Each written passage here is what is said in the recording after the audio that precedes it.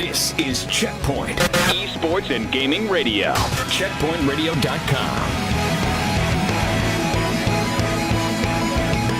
Hey, welcome back to Checkpoint Esports and Gaming Radio. I want to thank everyone listening on ESPN Radio 1300 AM in New Haven, Connecticut, as well as Fox Sports 910 AM in Richmond, Virginia. Make sure you visit our website at CheckpointXP.com. We've redone our on-demand archive to be a podcast. Yes, Checkpoint XP Daily is now available as a podcast.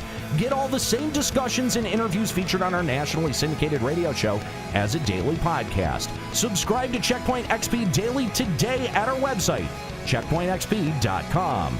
Earlier this week, Joe got to sit down with Jonas Jerebko, power forward with the Golden State Warriors and owner of the Detroit Renegades. So let's check out Joe's conversation with Jonas at the studios of WRIF in Detroit, Michigan.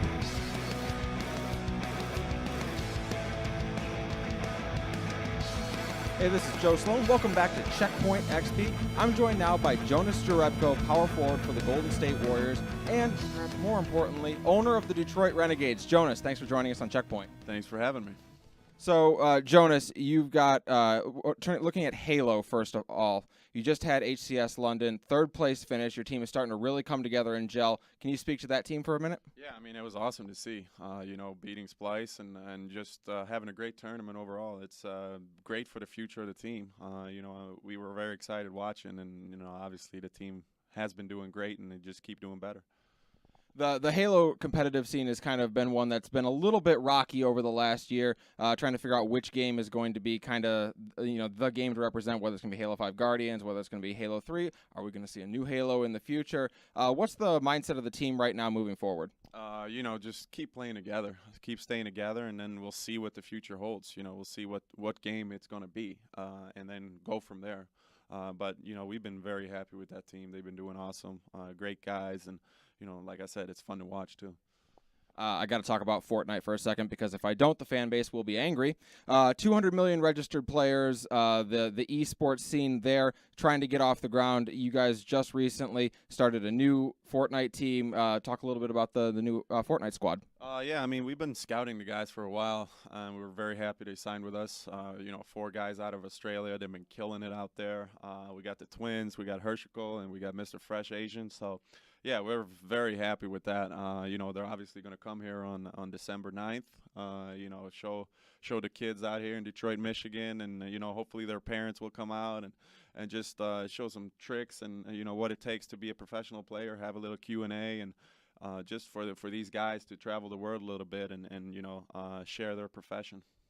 Yeah, speaking of the younger kids getting a chance to see it, especially with something like Fortnite, more and more youths are getting involved with esports. We're now seeing esports begin to move into the high school area. Some states already have varsity high school esports. How important is it that younger people can interact with esports and get that kind of team dynamic early on? It's very important. I mean, it's like I've said before, it's just like any other sport. It's team camaraderie and all that kind of stuff. So it should be in high schools. It should be in college. It should be in pro. You should have all those levels. So I'm not surprised, and I think you're just going to see more and more of it. You're listening to Checkpoint XP. We've got Jonas Jerebko, power forward for the Golden State Warriors and owner of the Detroit Renegades, with us right now. Talking a little bit about Counter-Strike Global Offensive, another team that is starting to really make some noise. You guys just had a third-place finish. You're getting ready to move on to a Denmark tournament. Talk about the Counter-Strike squad. So close. We wanted that win in Bangkok, but they've been doing really well. We just made 2 changes to the team. We had to go to Australia and do the major qualifier. We qualified for that, and then obviously they've been doing great in the ESL Pro League. So we got, like you said, in Odense, the playoffs coming up. So we're excited about that team. We really believe in them. We had a few of those guys signed for almost 3 years now, and we really believe in them, and we think that it's going to be a breakthrough year coming out here soon, and we're excited. Jonas, you used to play here in Detroit. You know what the winners can be like here. Is the Midwest not the perfect spot for esports to really take off? And is that one of the things that led you into doing the Detroit Renegades? I mean, growing up in Sweden, it's kind of the same weather. We got a lot of good gamers, a lot of gamers in Sweden. And I grew up in the gaming era, so I've gamed my whole life. and maybe that's because of the weather a little bit. But yeah, I think this Midwest should be the mecca of esports. In the NHL, we're starting to see a lot of issues with teams not knowing how to handle a lot of their young players being gamers and maybe being more interested in going out and staying in and playing video games rather than going out for a team dinner. What is that like in the NBA? It's what do you say? I didn't really understand the question there. Sorry. So what we're seeing a lot in the NHL right now is lots of young players are coming in, and versus the veterans who say, every night we're going out for a team dinner. A lot of the younger ones want to stay in and play video games. How is that in the NBA? Is that same kind of issue? Not really. We have scheduled dinners, and you got to get out there and talk to your teammates. I mean, you're out there on the field with them. You're practicing every day. You got to get out and just enjoy life, and when you spend so much time with your teammates, it's also good to get out of, your normal habitat or whatever you say in the gaming, or if it's basketball or whatever it might be. So, yeah, no, it's very important. We try to, encourage the guys to go out and have dinners together and breakfasts and all that kind of stuff. It's important.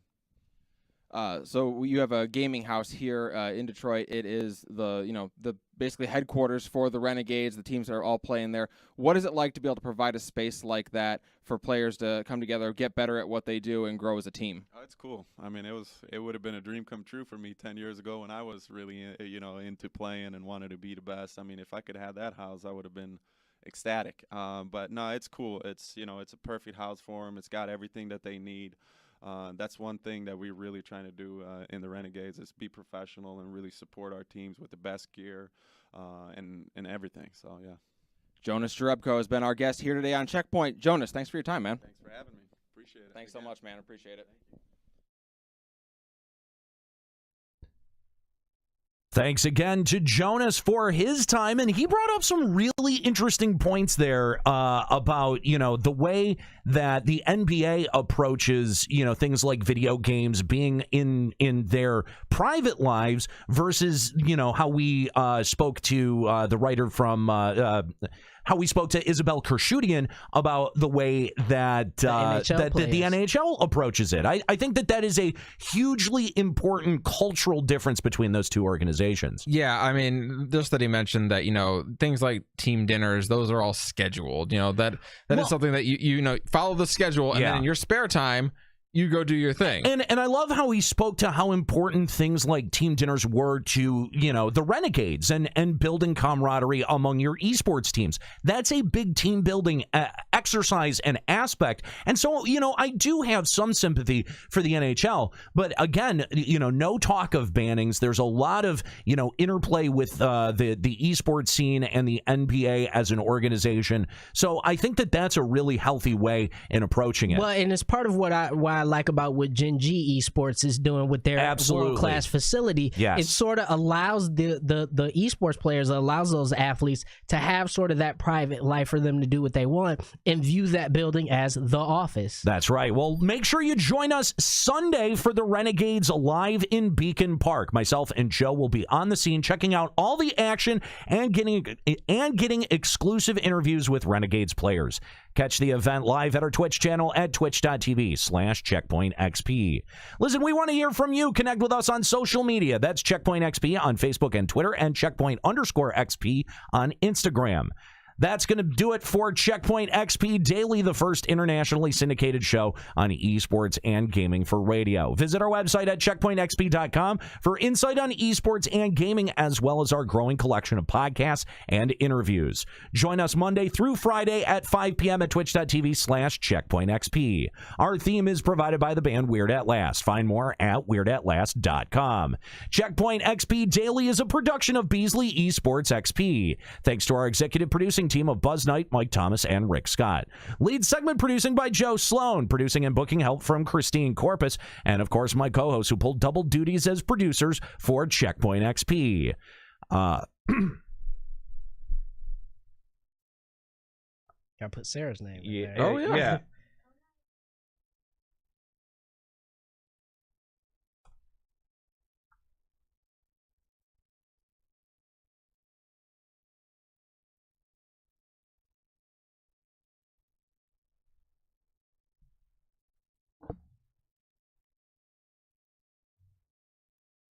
Why don't we just put it where down there at? No, I want it to be different for the first time because it's her. Beautiful. Yeah.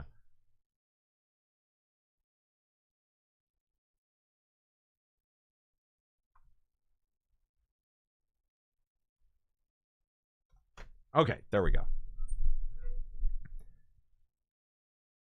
Well, listen, we want to hear from you. Connect with us on social media. That's CheckpointXP on Facebook and Twitter, and Checkpoint_XP on Instagram. But that's going to do it for Checkpoint XP Daily, the first internationally syndicated show for esports and gaming for radio. Visit our website at checkpointxp.com for insight on esports and gaming, as well as our growing collection of podcasts, stupid mouth. My grandpa has a saying where when he gets frustrated, he goes, piss on it. Just like that. Does the hand motion and everything and then walks off. That's such an old man thing to do. It's like the oldest man thing to do. All right.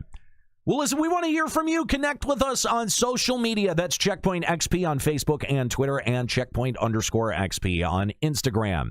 That's going to do it here for Checkpoint XP Daily, the first internationally syndicated show on esports and gaming for radio. Visit our website at checkpointxp.com for insight on esports and gaming, as well as our growing collection of podcasts and interviews. Join us Monday through Friday at 5 p.m. at twitch.tv/checkpointxp. Our theme is provided by the band Weird At Last. Find more at weirdAtLast.com. Checkpoint XP Daily is a production of Beasley Esports XP. Thanks to our executive producing team of Buzz Knight, Mike Thomas, and Rick Scott. Lead segment producing by Joe Sloan. Producing and booking help from Christine Corpus. I want to thank Sarah Skopik over at the news desk, who did an excellent job for her first time today. Well done, Sarah. And of course, my co-hosts who pulled double duties as producers for Checkpoint. Robbie Landis, Norris Howard, and over at the Checkpoint, nope. And no longer at the Checkpoint News Desk. And I like that. And of course, my co-hosts who pulled double duties as producers for Checkpoint, Robbie Landis, Norris Howard, and no longer at the Checkpoint News Desk, Joe Sloan. My name's Nate Bender. Keep listening.